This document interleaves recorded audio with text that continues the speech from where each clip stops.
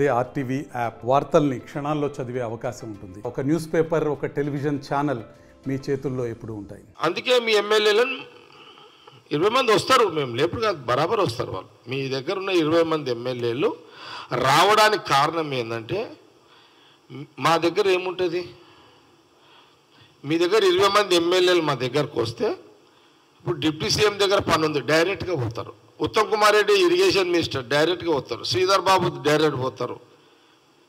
పొన్నం ప్రభాకర్దే డైరెక్ట్గా పోతారు. వెంకయ్యరెడ్డిదే డైరెక్ట్గా పోతారు.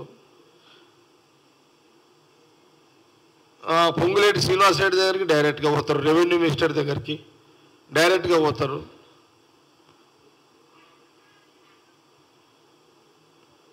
కాబట్టి ఇప్పుడు మొన్న అదే మీరు మీ ఎమ్మెల్యేలు మీ దగ్గర ఉన్నారు, అప్పుడు ముఖ్యమంత్రి ఉన్న కేసీఆర్ దగ్గరికి డైరెక్ట్గా ఇప్పుడు సీఎం దగ్గర పోయే పరిస్థితి ఉండేనా? లేదు.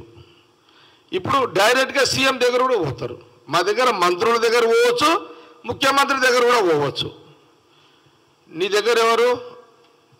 హరీష్ రావు, కేటీఆర్ బిడ్డ కవిత, ఇంకోడు అండర్ గ్రౌండ్ మేనల్లుడా కొడుకో సంతు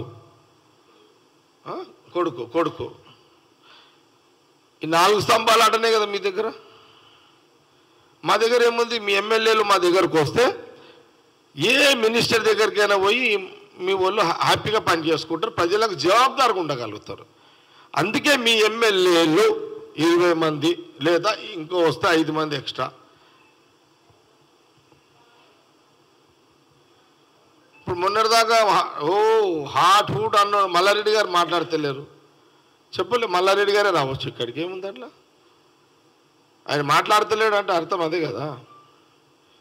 ఏదైనా జరగవచ్చు, ఇది జరగాలి జరగొద్దని ఏం లేదు. స్వతంత్రమైన కాంగ్రెస్ పార్టీలో మీ ఎమ్మెల్యేలు స్వేచ్ఛగా బతకడానికి మీ ఎమ్మెల్యేలు ఇక్కడికి వచ్చి స్వతంత్రంగా ప్రజలకు సర్వీస్ చేసే అవకాశం ఉంటుంది. కాబట్టి మీ 20 మంది ఎమ్మెల్యేలు కాంగ్రెస్లోకి వచ్చే అవకాశం ఉంది, మీరు వస్తారు అని చెబుతూ మీరు మమ్మల్ని ఎట్లా పడేయాలని చూస్తున్నారు. కాబట్టి మిమ్మల్ని ఎట్లా దెబ్బ కొట్టాలని మేము కూడా ప్లాన్ చేస్తున్నాము అని అన్నా.